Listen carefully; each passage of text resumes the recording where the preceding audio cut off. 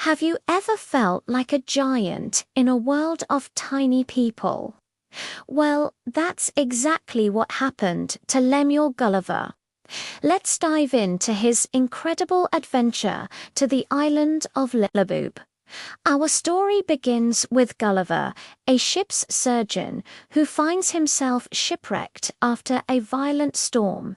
He's the sole survivor, washed ashore on a mysterious island. Exhausted, he collapses and falls into a deep sleep. When he wakes up, he can't move. He's tied to the ground with hundreds of tiny ropes. His hair is even pinned down. He feels something moving on his leg and looks down to see a human-like creature, less than 6 inches tall, marching up his body, armed with a bow and arrow.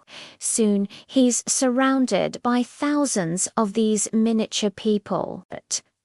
They call themselves Lilliputians, and their land is Lilliput.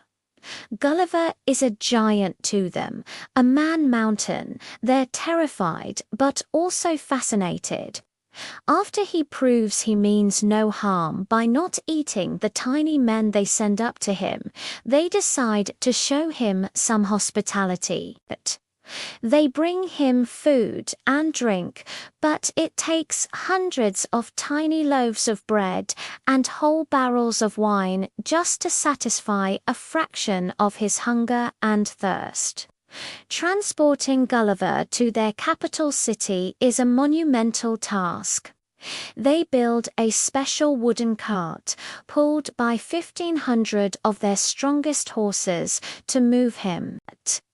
Once there, he's housed in an abandoned ancient temple, the only building large enough to hold him.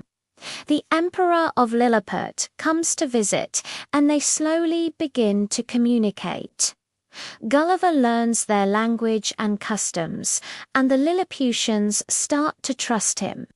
Life in Lilliput is full of strange politics and traditions. For instance, government positions are awarded to those who can perform the best on a tightrope. Gulliver finds this absurd, but plays along. He becomes a valuable asset to Lilliput, especially when their rival nation Blefuscu threatens to invade.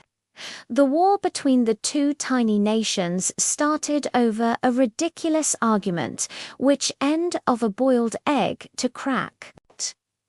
Gulliver helps Lilliput by wading into the channel between the islands and towing the entire Blefuscudian fleet away with a single rope.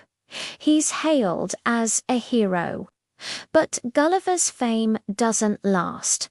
He refuses to help the emperor enslave the people of Blefuscu, falling out of favor. Accused of treason, he learns of a plot to blind him. With the help of a friend, he escapes to Blefuscu and eventually finds a normal-sized boat washed ashore. He repairs it, says his goodbyes to the tiny people, and sets sail, finally returning home to England, full of unbelievable stories. And that's just his first voyage. What a wild ride!